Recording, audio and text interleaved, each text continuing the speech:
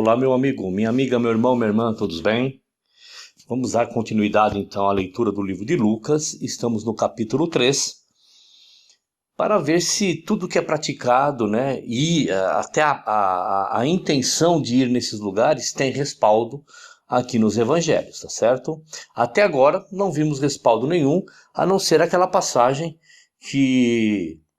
onde Cristo diz sobre a casa de meu pai. E nós vamos ver, eu vou explicar direitinho o que significa quando ele diz a casa de meu pai, tá certo? Vamos à leitura. No 15º ano do reinado de Tibério César, quando Pôncio Pilatos era governador da Judéia, Herodes, tetrarca da Galiléia, seu irmão Filipe, tetrarca da Itureia, e Traconites e Lisânias, tetrarca de Abilene, Anás e Caifás exerciam o sumo sacerdócio. Foi nesse ano em que veio a palavra do Senhor a João, filho de Zacarias, no deserto. Ele percorreu toda a região próxima ao Jordão, pregando um batismo de arrependimento para o perdão dos pecados. Como está escrito no livro das palavras de Isaías, o profeta: Voz do que clama no deserto, preparem o caminho para o Senhor e façam veredas para ele. Todo o vale será aterrado e todas as montanhas e colinas niveladas. As estradas tortuosas serão endireitadas e os caminhos acidentados aplanados. E toda a humanidade verá a salvação de Deus.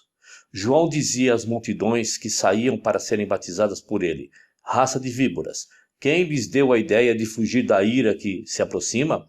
Deem frutos que mostrem o arrependimento, e não comecem a dizer a si mesmos: Abraão é nosso pai, pois eu lhe digo que destas pedras Deus pode fazer surgir filhos de Abraão, filhos a Abraão. O machado já está posto à raiz das árvores, e toda árvore que não der bom fruto será cortada e lançada ao fogo. O que devemos fazer então? Perguntavam as multidões. João respondia: Quem tem 2 túnicas, reparta-as com quem não tem nenhuma, e quem tem comida, faça o mesmo.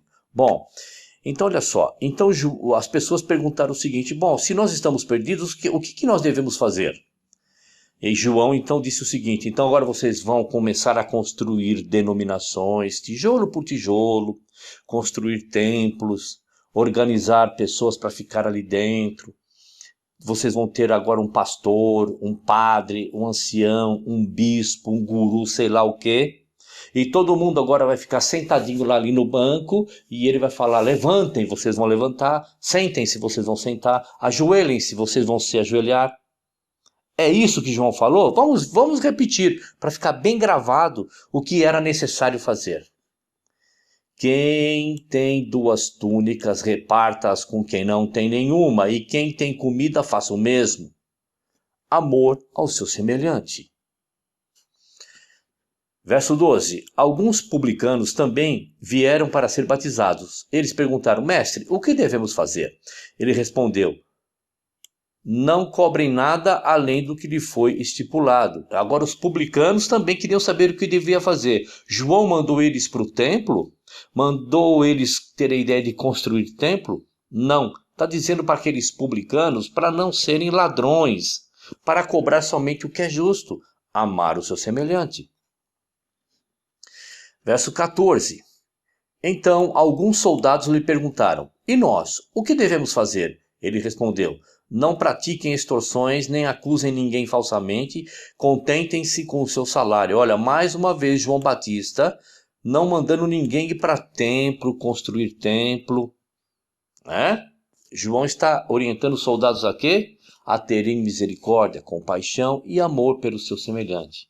3 classes de pessoas diferentes, a mesma orientação, cada um dentro da sua esfera, certo? Verso 15. O povo estava em grande expectativa, questionando em seus corações se acaso João não seria o Cristo. Veja, o anúncio de João era de tanta misericórdia, de tanto amor ao semelhante, que eles estavam pensando: será que ele não é o Cristo? Vamos lá. João respondeu a todos: Eu os batizo com água, mas virá alguém mais poderoso do que eu. Virá alguém mais poderoso do que eu, tanto que não sou digno nem de curvar-me e desamarrar as correias das suas sandálias. Ele os batizará quando ele vier, né? Quando ele vier, vai batizar com Espírito Santo e com fogo.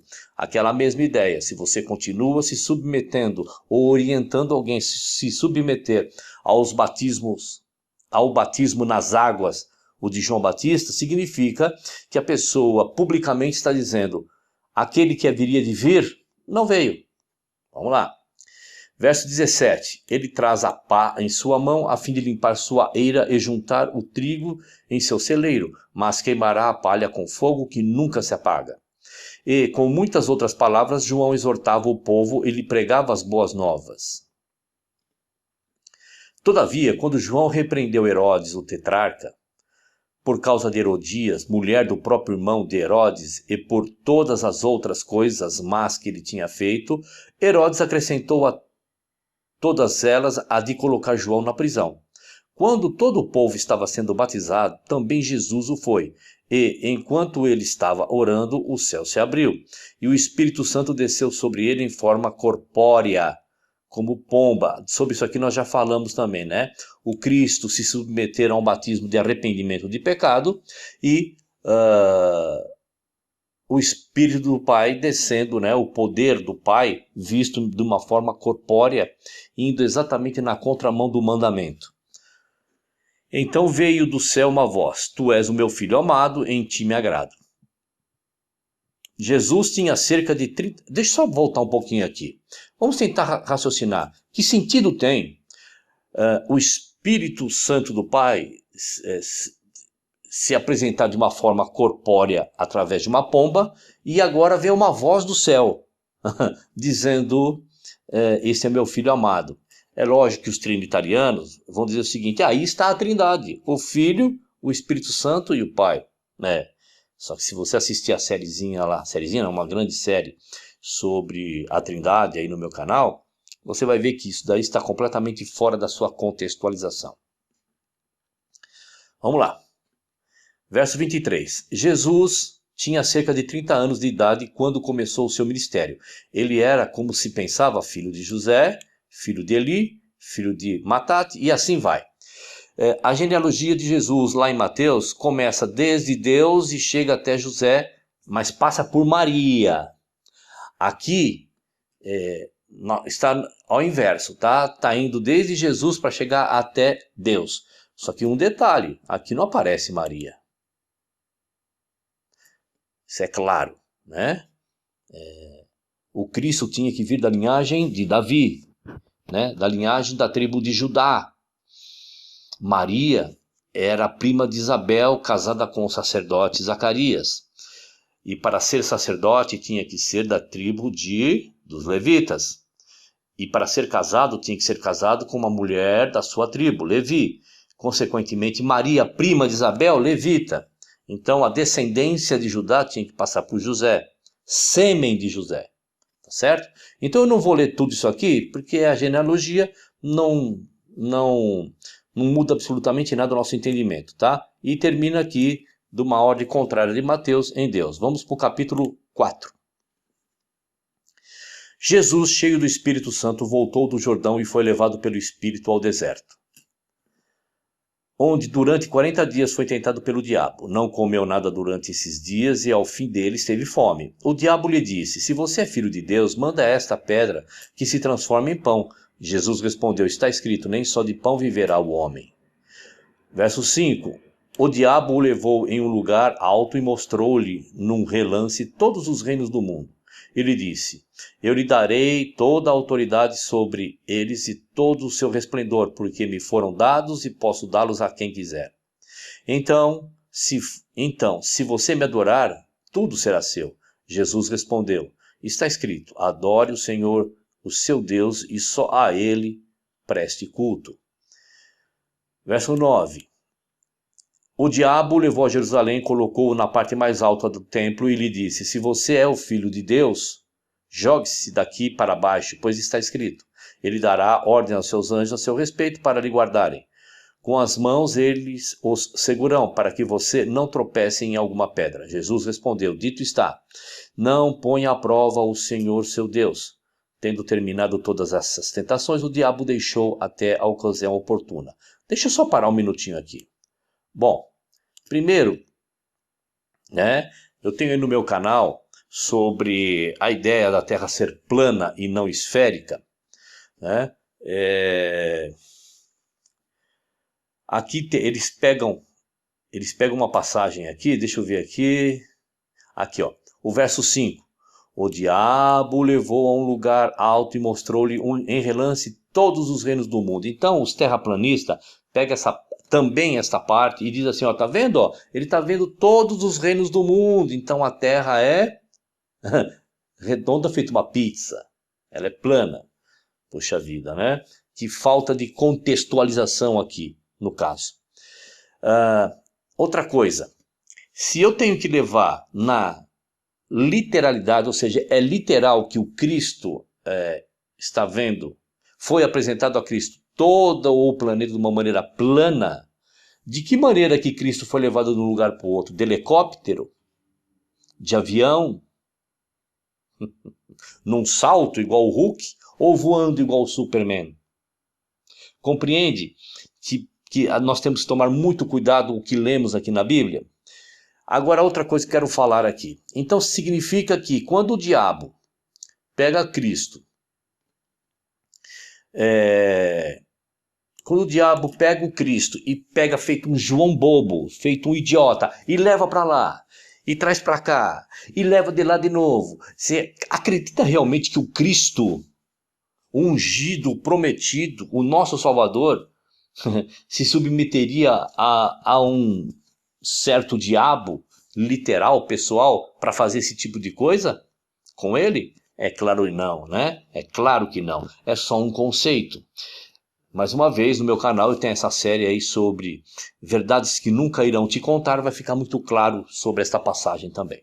Vamos continuar. Verso 14. Jesus voltou para a Galiléia no poder do Espírito e por toda aquela região se espalhou a sua fama. E ensinava nas sinagogas e todos os elogiavam. Deixa eu parar mais uma vez aqui. Eu tenho um irmãozinho no meu WhatsApp que eu estou passando para ele todos os meus vídeos sobre o Adventismo. Aí ele falou assim para mim no dia de sábado, olha, irmão William, as igrejas adventistas estão abrindo na data de hoje, nesse sábado, a partir de hoje já está abrindo, né? Venha, nós o receberemos de braço aberto. Eu falei, olha, não sei se você sabe, eu já fui adventista e eu já estou vacinado contra essa ideia que eu tenho que ir ao templo. Aí ele disse o seguinte, Jesus está de braços abertos te esperando. Aí eu expliquei para ele que o Criador, o Espírito do Criador, não habita em templos feitos por mãos humanas. Ele habita em templos feitos por ele. Tá certo? Aí eu falei assim para ele, olha, me dê uma única passagem onde devemos ir a templo, que eu mudo de ideia. Aí ele veio com esta passagem, que Jesus aos sábados, né, aqui ó, e ele foi a Nazaré, onde havia sido criado, e no dia de sábado entrou na sinagoga como era seu costume, e levantou-se para ler. Ele veio com essa passagem aqui para mim, olha, tá vendo? Coitadinho. Aí eu disse para ele, olha, você está tão enganado que disseram para você que sinagoga é templo e você está acreditando nisso. Sinagoga é uma coisa, templo é outra. Tanto é que tinha o templo e tinha a sinagoga.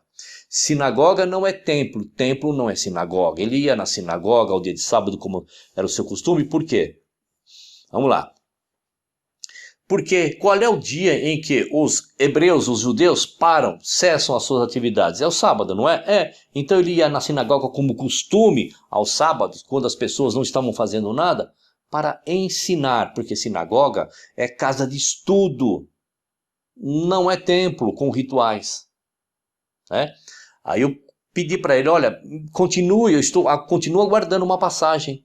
Né? E aí ele parou, não mandou mais nada. Bom, então vamos lá. Verso 16. Ele foi a Nazaré, onde havia sido criado, e no dia de sábado entrou na sinagoga, como era seu costume, e levantou-se para ler. Foi-lhe entregue o livro do profeta Isaías, abriu-o e encontrou o lugar onde está escrito: O Espírito do Senhor está sobre mim, porque ele me ungiu para pregar as boas novas aos pobres. Ele me enviou para proclamar liberdade aos presos e recuperação das vistas aos cegos, para libertar os oprimidos. Então Cristo veio para quê? Para pregar a Torá? Não, né? Eu dou risada, não é por deboche, é porque é trágico. Então, o Espírito do Senhor veio sobre ele, ele ungiu para pregar boas novas aos pobres, amor ao semelhante, para proclamar liberdade aos presos, amor ao semelhante, recuperação da vista aos cegos, amor ao semelhante, e para libertar os oprimidos. Podemos pensar de duas maneiras aqui, literal e espiritual. As duas formas são amor ao semelhante. Vamos lá. Verso 19. E proclamar o ano da graça do Senhor. Então ele fechou o livro, devolveu-o ao assistente e assentou-se. Na sinagoga todos tinham os olhos fitos nele. E ele começou a dizer-lhes: Hoje se cumpriu a escritura que vocês acabaram de ouvir. Todos falavam bem dele e estavam admirados com as palavras de graça que saíam de seus lábios. Mas perguntavam: Não é este o filho de José?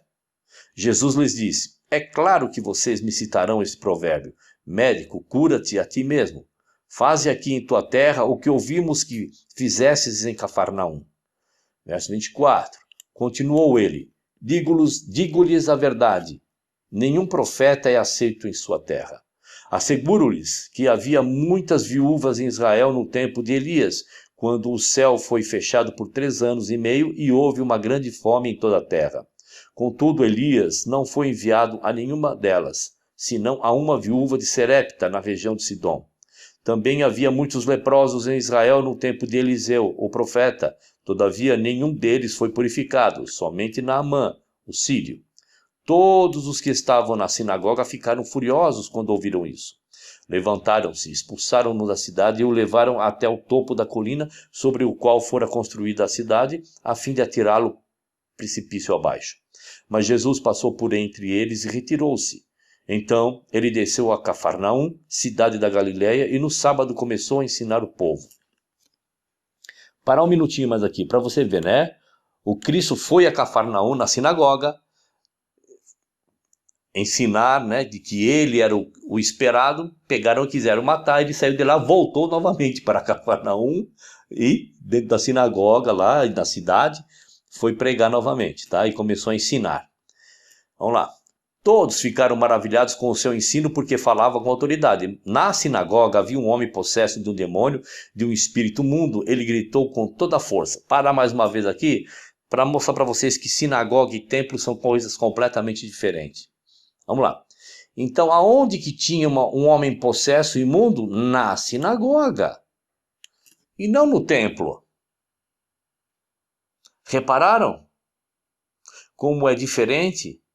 Como realmente Cristo, aos sábados, como de costume, ia na sinagoga para ensinar, para ler, para estudar? Vamos lá. Na sinagoga havia um homem possesso de um demônio, de um espírito imundo. Ele gritou com toda a força: Ah, que queres conosco, Jesus de Nazaré? Vieste para nos destruir?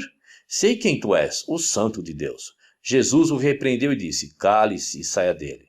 Então o demônio jogou o homem no chão diante de todos e saiu dele sem ferir.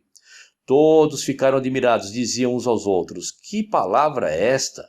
Até os espíritos imundos ele dá ordens com autoridade e poder e eles saem. Verso 37. E a sua fama se espalhou por toda a região circunvizinha. Jesus saiu da sinagoga. Ele estava na sinagoga. Não é templo, é casa de estudo. E foi à casa de Simão. A sogra de Simão estava com febre alta e pediram a Jesus que fizesse algo por ela. Estando ele em pé junto dela, inclinou-se e repreendeu a febre que a deixou. Ela se levantou imediatamente e passou a servi-los. Vamos parar mais um pouquinho aqui? Então entrou, abre aspas, uma pessoa com espírito imundo, que as pessoas chamam de demônio, né? Uma possessão pessoal ali. Então Cristo pediu para que deixasse aquele corpo e o demônio foi embora. Aí as pessoas, descontextualizando, diz que é um ente, né, de fora para dentro, né? Que é um ente, que é um ser que se apoderou daquela pessoa. Vamos ver sobre a febre, qual é o entendimento que dá para a gente aqui? Estando ele em pé junto dela, inclinou-se... Não, aqui. Então a sogra de Simão estava com febre alta. Estava com febre. Tá certo? E pediram para o Cristo fazer alguma coisa. Vamos ver a narrativa aqui com mais detalhe. Estando ele em pé junto dela, inclinou-se e repreendeu a febre. Ele também repreendeu o demônio lá. Tá conseguindo entender, meu querido? Ele repreendeu o demônio, e repreendeu o espírito imundo e repreendeu a febre, que a deixou. Então significa que a febre é um ser também, que tomou posse daquela mulher? Óbvio que não. E também óbvio que não, que aquele ser imundo, né, aquela, abre aspas, entre aspas, possessão imunda ali, espírito de demônio, que dê o nome que você achar que for melhor, é óbvio que ali é um conceito, como aqui também. Ela se levantou imediatamente e passou a servir. Ao pôr do sol, o povo trouxe a Jesus todos os que tinham vários tipos de doença, e ele os curou, impondo as mãos sobre cada um deles. Além disso, de muitas pessoas saía um demônio gritando: Tu és o Filho de Deus! Ele, porém, os repreendia e não permitia que falassem, porque sabia que ele era o Cristo. Ao romper do dia, Jesus foi para um lugar solitário. As multidões o procuravam, e quando chegaram até onde ele estava, insistiam que não as deixasse. Mas ele disse: É necessário que eu pregue as boas novas do reino de Deus noutras cidades também, porque para isso foi enviado. Vamos lá. Ele vai pregar as boas novas do reino. Qual boas novas do reino? Guarda de sábado? Alimento imundo?